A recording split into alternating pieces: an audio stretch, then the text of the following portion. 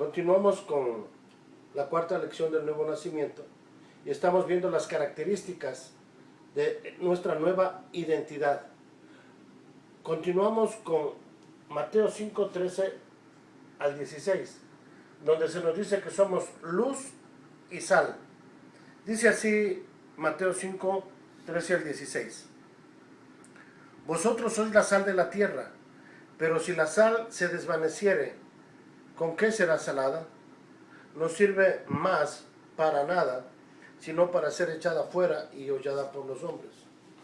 Vosotros sois la luz del mundo, y una ciudad asentada sobre un monte no se puede esconder, ni se enciende una luz y se pone debajo de un almud, sino sobre el candelero y alumbra a todos los que están en casa. Así alumbre vuestra luz delante de los hombres, para que vean vuestras obras y glorifiquen a vuestro Padre que está en los cielos. Entonces, la palabra del Señor aquí nos enseña de que nosotros somos la sal de la tierra. La sal nos sirve para dar sabor a la comida. Nosotros como cristianos, al vivir la vida cristiana, cuando Cristo toma el control de nuestra vida, los demás cuando nos vean van a querer ser como nosotros. Es como que nosotros estamos dándoles sabor para que ellos puedan experimentar lo que es realmente la vida. Si nosotros no ponemos comida a la sal, no tiene sabor, no nos va a gustar, nos llama la atención.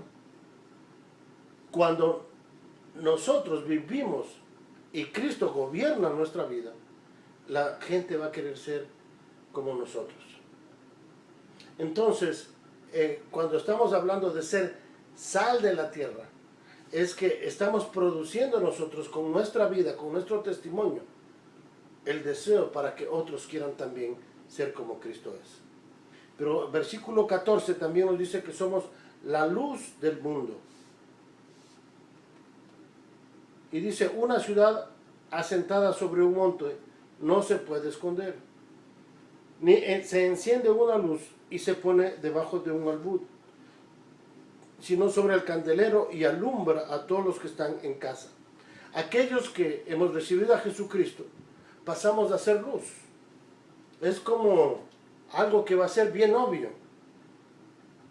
Y el versículo 16 dice, así alumbre vuestra luz delante de los hombres, para que vuestras buenas obras, para que vean vuestras buenas obras y glorifiquen a vuestro Padre Celestial.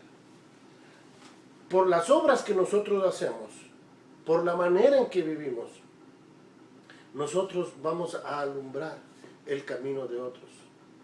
Cuando nosotros vivimos como Cristo vive, las otras personas van a ver lo que nosotros hacemos. Y de esa manera nosotros estamos guiándoles hacia otras personas a Cristo. Hoy en día hay muchas personas que se dicen cristianas, pero no tienen ese testimonio. Sus obras no tienen nada que ver con lo que Cristo hace. Y Dios nos está invitando a nosotros para que nosotros podamos ser sal y ser luz. Es decir, tener un estilo de vida que refleje a Cristo. La siguiente característica de nuestra nueva identidad es que somos embajadores de Cristo. En 2 Corintios 5, 20 dice que somos embajadores de Cristo. 2 Corintios 5, 20 dice, así que somos embajadores en nombre de Cristo, como si Dios rogase por medio de nosotros. Os rogamos en el nombre de Cristo, reconciliaos con Dios.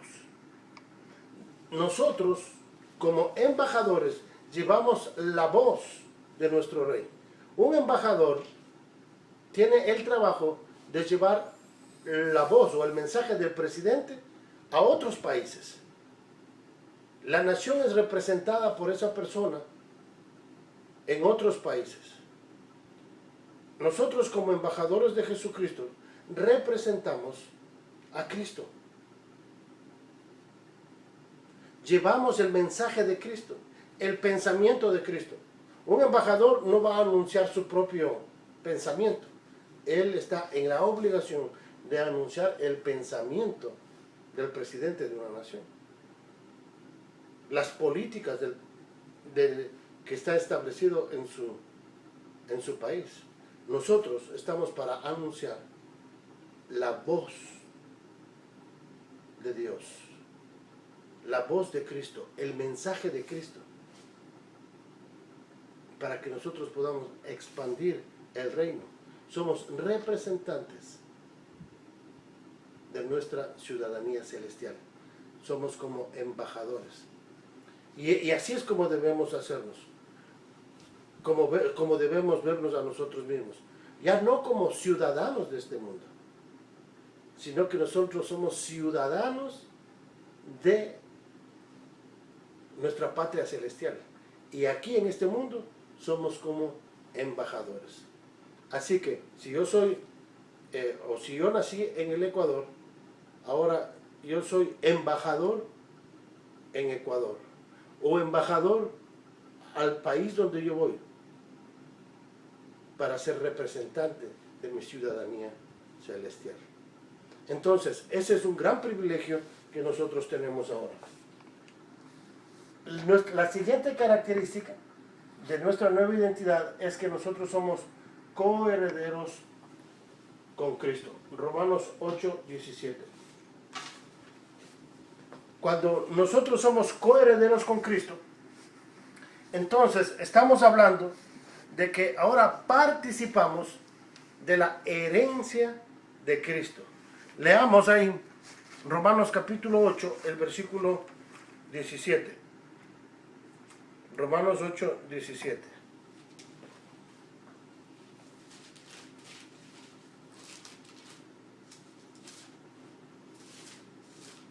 Dice, y si hijos también herederos, herederos de Dios y coherederos con Cristo, si es que padecemos juntamente con Él, para que juntamente con Él seamos glorificados. La herencia que le pertenece a Cristo también nos pertenece a nosotros. Somos participantes de la herencia de Cristo. Y ya leímos en Efesios capítulo 1, versículo 13 y 14, que el Espíritu Santo es la garantía de que nosotros participaremos en la herencia con todos los santos. Y la herencia de Cristo es nuestra herencia. Vamos a ver la siguiente característica de esta nueva identidad. Dice que somos santos. La palabra santo, como les decía, es apartados. Y casi en todas las salutaciones de Pablo, en sus cartas, en Efesios dice a los santos y fieles. En Primera de Corintios dice a los santificados llamados a ser santos. Entonces, Dios nos está llamando a nosotros a vivir una vida apartada para su servicio. La palabra santo significa apartado.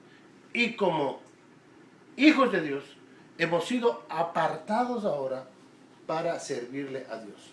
La siguiente característica es de ser justificado. Romanos 5:1 nos dice, justificados por la fe, tenemos paz para con Dios por medio de nuestro Señor Jesucristo. ¿Qué es lo que significa entonces la palabra justificado? La palabra justificado significa que nosotros somos declarados sin culpa. La justificación es una declaración legal que Dios hace de las personas que hemos creído en Cristo Jesús, que nos dice que no tenemos culpa. Dios nos declara sin culpa. Así que nuestros pecados son perdonados, son echados al fondo de la mar, donde ya no podemos encontrarlos. Dios nos ve ahora a través de su Hijo Jesucristo. A través de la sangre de Jesucristo, Él nos mira a nosotros limpios de todo pecado. Como la palabra de Dios nos dice la sangre de su Hijo nos limpia de todo pecado. Miremos ahí en Apocalipsis, el capítulo 7, el versículo 14. Dice, y yo le dije, Señor, tú lo sabes. Y él me dijo, estos son los que han salido de la gran tribulación y han lavado sus ropas y las han emblanquecido en la sangre del Cordero. La sangre de su Hijo Jesucristo limpia las ropas de los santos. Ahora, es interesante esto porque dice aquí que la sangre de Cristo es la que limpia las ropas de los santos, en este caso de aquellos que morirán en la gran tribulación. Ahora, si nosotros nos hacemos la pregunta, si yo lavo la ropa en sangre, ¿de qué color me va a salir la ropa? Obviamente me va a salir de color rojo. Pero ¿qué es lo que sucede? Aquí las ropas salen blancas después de ser lavadas en la sangre del Cordero. ¿Por qué? Si nosotros leemos la Biblia, en Isaías se nos dice de qué color es el pecado. Claro, cuando yo hago esta pregunta, mucha gente me dice que el color del pecado es negro. Pero la Biblia, ahí en Isaías, nos dice que es de color rojo. Y vamos a ver este pasaje aquí.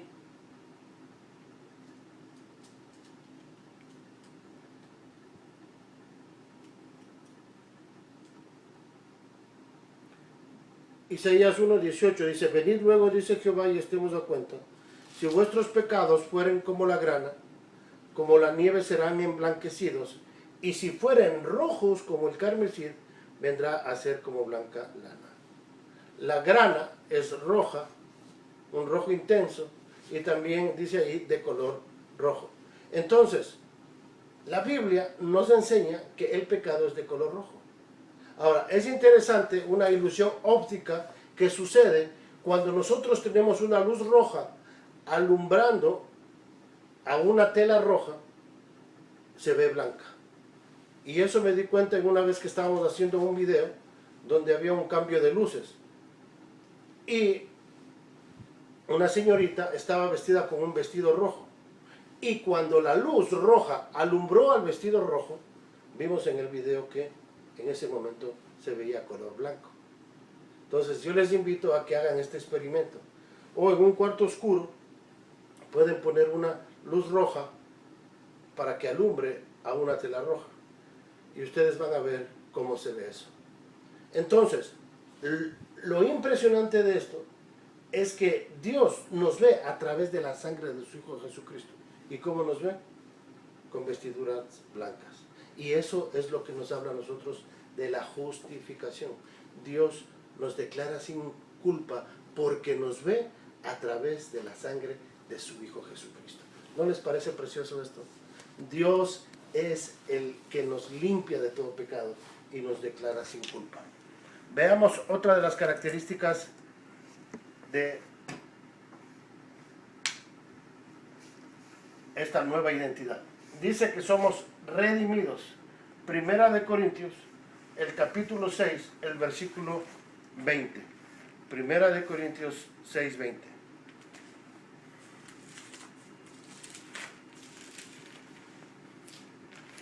Dice, porque habéis sido comprados por precio, glorificar a Dios en vuestro cuerpo y en vuestros espíritus, los cuales son de Dios. Y ahí tenemos la palabra comprados. Es la palabra redimidos. Porque la palabra redimidos tiene tres aspectos que son importantes. Una, que somos comprados por un precio. Dos, que somos sacados del cuerpo del mercado de esclavos. Y tres, que somos puestos en libertad. Cuando Cristo nos compró a nosotros, nos compró con su sangre preciosa. Y nos saca de la esclavitud del pecado para ponernos en libertad. Esto es, para que nosotros podamos vivir haciendo la voluntad de Dios. Antes éramos esclavos al pecado y no podíamos nosotros hacer la voluntad de Dios. Pero ahora que nosotros hemos sido sacados del mercado de esclavos, de la esclavitud del pecado, hemos sido puestos libres. Y esa libertad no es para hacer lo que a mí me dé la gana o lo que yo quiera. Esa libertad es la libertad para poder hacer la voluntad de Dios. Entonces, cuando estamos hablando de redención, estamos hablando de que somos comprados con su sangre. Dios nos da el poder para salir de esa esclavitud del pecado. Dios no solamente que me saca del mercado de esclavos, sino que Dios me da el poder para yo vivir, para yo poder vivir en victoria sobre el pecado. Y Él me pone ahora en libertad para que como un instrumento de justicia yo pueda vivir haciendo la voluntad de Dios. Entonces son esas tres cosas que implica la redención. Si nosotros hemos sido redimidos, nuestros pecados han sido perdonados, tenemos ahora la capacidad para poder vivir una vida santa y poder vivir en libertad, siempre dándole gracias a Dios porque Él me ha comprado con su sangre. Otro de los aspectos que ahora vamos a ver en la Biblia dice que ahora somos amigos de Cristo. Vamos a leer Juan 15:14. Juan 15:14.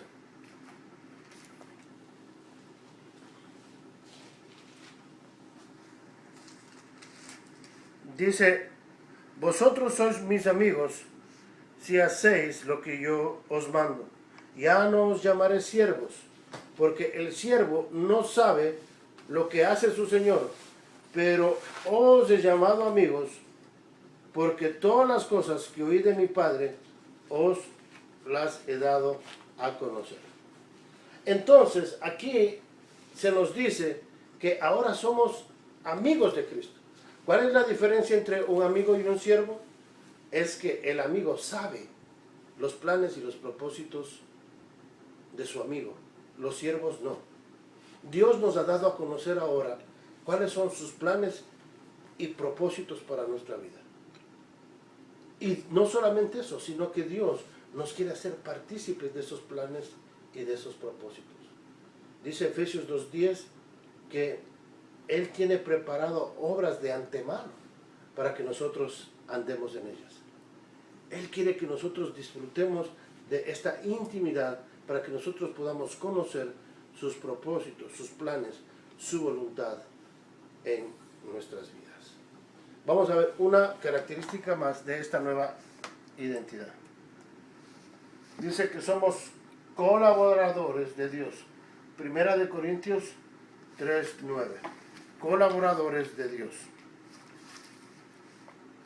Primera de Corintios 3:9.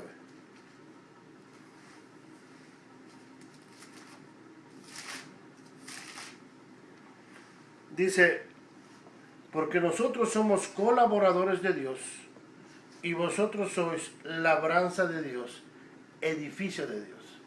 Entonces, nosotros podemos ser colaboradores de Dios en el sentido de que nosotros somos instrumentos de Dios. Nosotros colaboramos con Dios como sus instrumentos.